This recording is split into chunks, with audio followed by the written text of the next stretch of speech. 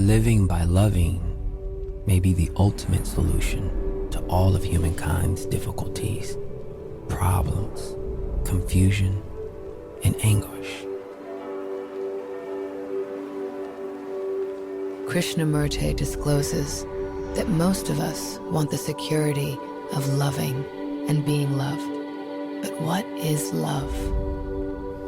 Everybody talks of love. Every magazine and newspaper, and every missionary talks of everlasting love. I love my country. I love my king. I love some book. I love that mountain. I love pleasure. I love my wife. I love God. Is love an idea? The church has defined it in one way, society another. Adoring someone, sleeping with someone, the emotional exchange, the companionship. Is that what we mean by love? Can love be divided into the sacred and the profane? The human and the divine? Or is there only love? Is love of the one and not of the many? If I say I love you, does that exclude the love of anyone else? Is love personal or impersonal? Moral or immoral? Family or non-family? All these questions indicate, don't they, that we have ideas about love, ideas about what it should or shouldn't be, a pattern or a code developed by the culture in which we live. One might ask, why is it that obscenity is always connected to sex instead of to war or even bigotry? The government says, go and kill for the love of your country. Is that love? Religion says, give up sex for the love of God. Is that love?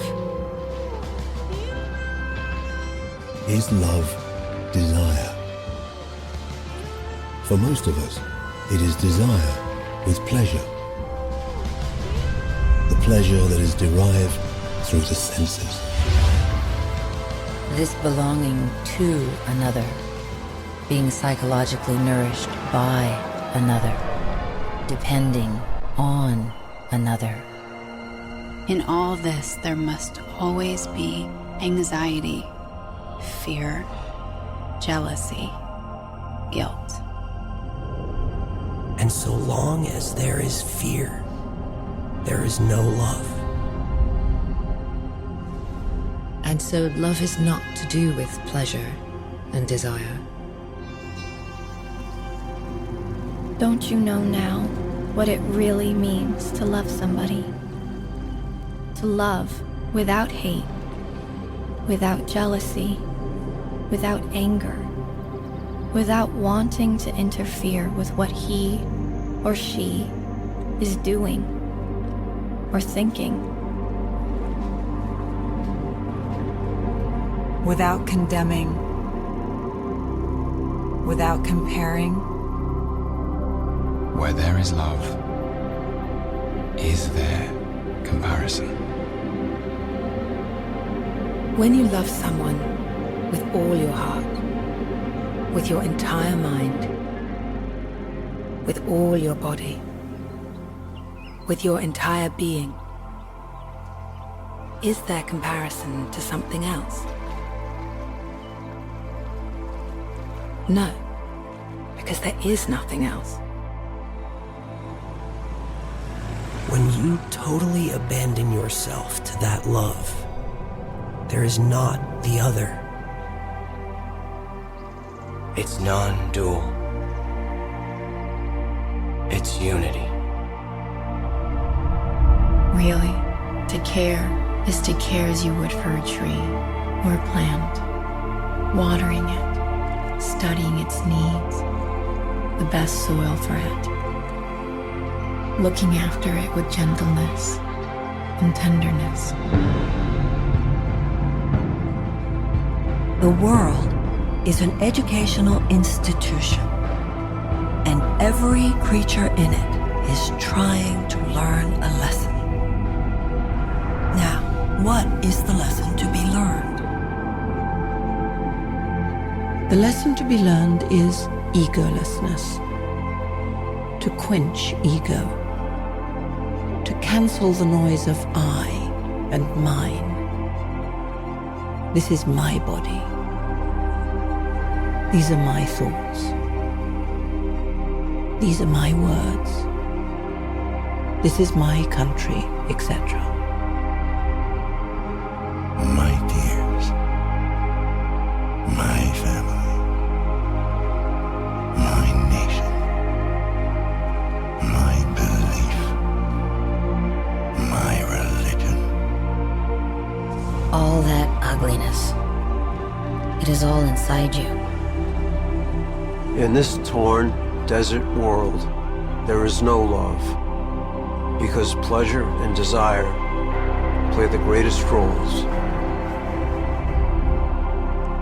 Yet without love, your daily life has no meaning. And you cannot have love if there is no beauty.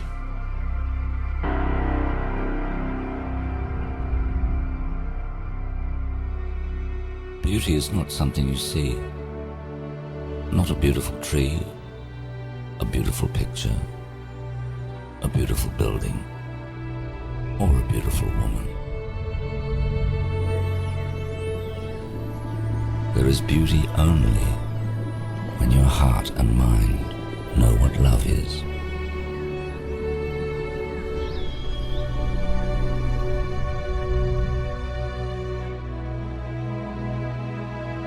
You can see all this happening inside yourself if you watch it. You can see in a moment the whole structure and nature of this shoddy little thing called me. When you see it with your heart, not with your mind, when you see it from the very bottom of your heart, then you have the key that will end sorrow. So when you ask what love is, you may be too frightened to see the answer. That fear is not love. Dependence is not love. Jealousy is not love. Possessiveness and domination are not love. Responsibility and duty are not love. Self-pity is not love. The agony of not being loved is not love. So, if you can eliminate all these, not by forcing them, but by washing them away, as the rain washes the dust of many days from a leaf, then perhaps you will come upon this strange flower which man always hungers after. To find this extraordinary thing that man has sought endlessly